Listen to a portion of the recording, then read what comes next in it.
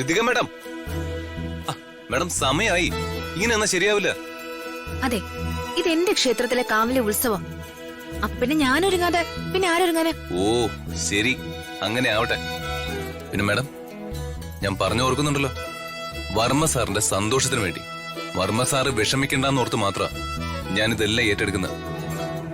നമ്മൾ രണ്ടും ഒരുമിച്ച് നിന്നിട്ടുള്ള കല്യാണവുമായി ബന്ധപ്പെട്ട ഒരു കാര്യവും ഞാൻ ചെയ്യില്ല.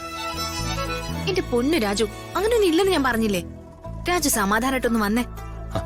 അതിന് മാഡം ഒന്ന് ഒരുങ്ങി വരണ്ടേ? ഞാൻ ഒരുങ്ങി കഴിഞ്ഞു. രാജു വാ. ആ മോനെ,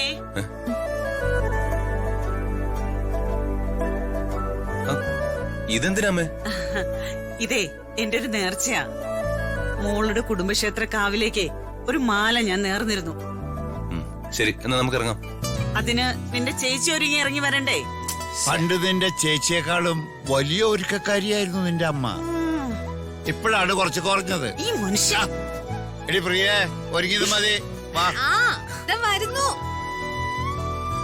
എടാ, നമ്മളെല്ലാവരും ഒരുമിച്ചെങ്ങനെ പോണ്? അച്ഛാ, ഞാനൊരു ഓട്ടോ പറഞ്ഞിട്ടുണ്ട്. ഓട്ടോ ഇപ്പൊ വരും. ഞാനും മാഡം ബൈക്കിൽ പൊക്കോളാം. നിങ്ങൾ ഓട്ടോയില് വാ. ദേ, അതൊന്നും വേണ്ട, ശരിയാവില്ല. നീയും അച്ഛനും കൂടെ ബൈക്കിൽ പൊയ്ക്കോ. മോള് ഞങ്ങളോടൊപ്പം ഓട്ടോയിൽ വന്നോളൂ. മോള് ഇത്ര നന്നായി ഒരുങ്ങി നിക്കല്ലേ, കാറ്റത്തെ മുടിയെല്ലാം പറക്കും, ഡ്രസ്സെല്ലാം ചുളുങ്ങും. ശരി, എന്നാ അങ്ങനെ ആവട്ടെ. നടക്ക് നടക്ക്. വാ, വാ.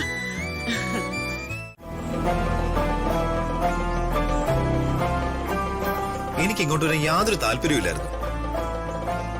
പിന്നെ അമ്മ പറഞ്ഞിട്ട് മാത്രം. ദീപകെ, കുടുംബക്കാവാണ്. ആദ്യം എത്തി മനസ്സിലെ ആഗ്രഹങ്ങൾ പ്രാർത്ഥനയായി പറഞ്ഞ ദേവി അത് കേൾക്കും. ആഗ്രഹം പോലെ നടത്തിത്തരും. എന്തോ എനിക്കിതിലൊന്നും വലിയ വിശ്വാസമില്ല. എടാ, കാടനും പിള്ളേരും എപ്പോ എത്തും? അത് ഞാൻ ഡീൽ ചെയ്തോളാമേ. ദീപകെ, ശ്രദ്ധിക്കണോന്ന് പറയണോ അവരോട്? അറിയാലോ നമ്മുടെ പേര്. നമ്മുടെ പേര് പുറത്ത് വരില്ല. അമ്മ അക്കാര്യത്തിൽ പേടിക്കേ വേണ്ട. രാജുവിനെ കാടൻ തീർക്കും. എന്നിട്ട് ആ കുറ്റം കാടന്റെ ഏതെങ്കിലും പിള്ളേരേക്കോന്ന കാടൻ എന്നോട് പറഞ്ഞത്. നമസ്കാരം അംബിക മാഡം. നമസ്കാരം വിശാഖ. കൊള്ളാം, ഉത്സവത്തിന്റെ ഒരുക്കങ്ങളൊക്കെ നന്നായിട്ടുണ്ട്. കഴിഞ്ഞ കുറച്ച് വർഷങ്ങളായിട്ട് കാവും കാവിലെ കാര്യങ്ങളും നോക്കി നടത്താൻ വർമ്മ സാറ് എന്നെയല്ലേ ഏൽപ്പിച്ചിരിക്കുന്നത്. അപ്പോ ഒന്നിനൊരു കുറവും വരുത്താതെ നോക്കേണ്ടത് എന്റെ കടമയല്ലേ? ദിവസ് സാറേ, തൊഴുതോളൂ. ഉത്സവ ദിവസമല്ലേ?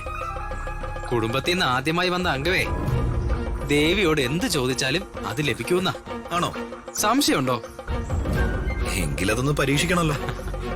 ശരി, നീ വന്ന് പ്രാർത്ഥിക്കട്ടെ മോനെ. വാ.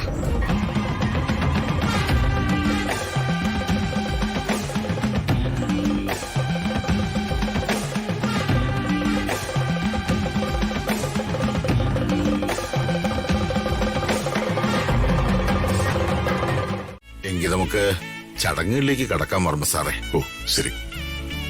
ശേര, നീ രാജുവിന്റെ കൂടെ പോയി അവന്റെ ഈ ഡ്രസ്സ് മാറ്റിട്ടോ. ശരി ഏട്ടാ. വരും പറ്റി. എന്താ മാഡം, ഞാൻ എന്തിനാ ഡ്രസ്സ് മാറ്റുന്നത്? അതെങ്ങനെ എനിക്കറിയാം രാജു? അച്ഛനല്ലേ പറഞ്ഞത്? രാജു, ചെന്ന് ഡ്രസ്സ് മാറിയിട്ട് വാ. എന്ത് ഡ്രസ്? അറിയില്ല രാജു. എന്താ രാജു, എന്തായിരുന്നു മോളോട് പറയുന്നേ? ഏയ് ഒന്നുമില്ല ശേഖരൻ സാറേ. പിന്നെന്താ താമസം? ഒന്ന് ചെല്ലുമോനെ. അച്ഛാ, വർമ്മ സാർ പറഞ്ഞിട്ട് അനുസരിക്കാതിരുന്ന അത് ശരിയാവില്ല. അവർക്ക് എന്തായാലും ചടങ്ങ് കാണും. എന്ത് ചടങ്ങാമേ? രാജു, നീ ഒന്ന് വന്നേ.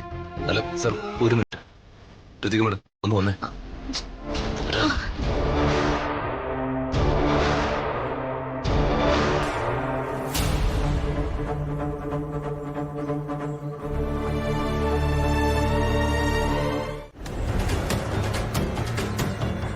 അംബിക മാഡം, ഒരു നിമിഷം.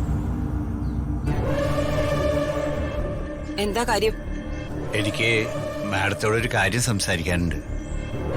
എന്താന്ന് വെച്ചാ പറയും. എനിക്ക് പോയിട്ട് ധൃതിയുണ്ട്. മാഡം, എന്റെ മകന്റെ കാര്യ എനിക്ക് സംസാരിക്കാനുള്ളത്. മാഡം ദയവ് ചെയ്ത് അവനെ ഉപദ്രവിക്കരുത്. ഉപദ്രവിക്കാനോ? ഞാൻ എന്തിനാ അവനെ ഉപദ്രവിക്കുന്നേ? മാഡം, ഇവിടെ നിന്ന് എന്താ നടക്കാൻ പോകുന്നതെന്ന് എനിക്കറിയാം. ഓ, തനിക്കത് അറിയാമായിരുന്നു. അറിയായിരുന്നു മാഡം. എന്നിട്ട് എന്ത് ധൈര്യത്തിലാണോ താൻ തന്റെ മകനെ ഇങ്ങോട്ട് കൂട്ടിക്കൊണ്ടു വന്നത്? അതല്ല മാഡം, വർമ്മ സാർ അങ്ങനെ ഒരു കാര്യം ആഗ്രഹിക്കുമ്പോ ഓ, പ്രതാപൻ ആഗ്രഹിച്ചു കഴിഞ്ഞാ ഈ സ്വത്തുക്കളെല്ലാം രാജുവിന്റെ കൈകളിലേക്ക് വരുന്നതിൽ തനിക്ക് സന്തോഷമേ ഉള്ളൂ. ഹ, അതെനിക്കറിയാം. താനല്ല, തന്റെ സ്ഥാനത്തെ പുറംപോക്കി കിടക്കുന്ന ആരായാലും ഇത്രമാത്രം സ്വത്ത് നിങ്ങളുടെ കയ്യിലേക്ക് വരുമ്പോഴേ അത് സ്വന്തമാക്കാനേ നോക്കൂ. പക്ഷെ അതിന് എന്ത് അവകാശമാണ് നിങ്ങൾക്കുള്ള? താൻ ഞങ്ങളുടെ വീട്ടിൽ ഡ്രൈവർ ആയിരുന്നില്ലേ? മാഡം, അതൊക്കെ പഴയ കഥകളല്ലേ. ഇപ്പൊ എന്റെ മകൻ ഋതിക മാഡത്തിന്റെ ഭർത്താവല്ലേ? ഹ, ആര്? ഋതികയുടെ ഭർത്താവ് രാജുവോ?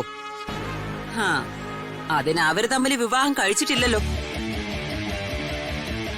ഒരവസരം കിട്ടിയപ്പോ ഋതികയും ഋതികയുടെ സ്വത്തുക്കളും എല്ലാം അങ്ങോട്ട് സ്വന്തമാക്കാന്ന് കരുതിയോ?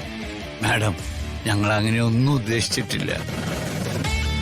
ഋതിക മാഡത്തിന് രാജുവിനോടൊപ്പം ജീവിക്കാനേ ഇഷ്ടമെന്ന് എനിക്ക് മനസ്സിലായപ്പോ ആ ആഗ്രഹം നടക്കട്ടെ എന്ന് തോന്നി. വർമ്മ സാറിനും ഈ ബന്ധത്തിന് എതിരില്ല എന്നായപ്പോ പിന്നെ ഞങ്ങൾ എന്തിനാ മാഡം കുട്ടികളുടെ ജീവിതത്തിന് എതിരേക്കുന്നു? ഓ, വലിയ മനസ്സായി പോയല്ലോ. എടോ, തന്റെയൊക്കെ ഉള്ളിലിരിപ്പ് എന്താന്ന് ഈ അമ്പിയക്ക് നന്നായിട്ട് അറിയാം. പക്ഷേ അതൊന്നും നടക്കാൻ പോകുന്നില്ല. തന്റെ വേലയൊക്കെ തന്റെ കൈ തന്നെ ഇരിക്കട്ടെ.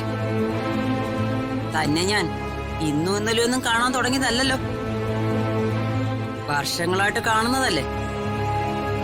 അതുകൊണ്ട് ഒരു കാര്യം താൻ മനസ്സിലാക്കിക്കോ. ഇവിടെ ഇന്ന് നിങ്ങളെല്ലാം വിചാരിക്കുന്നത് പോലെ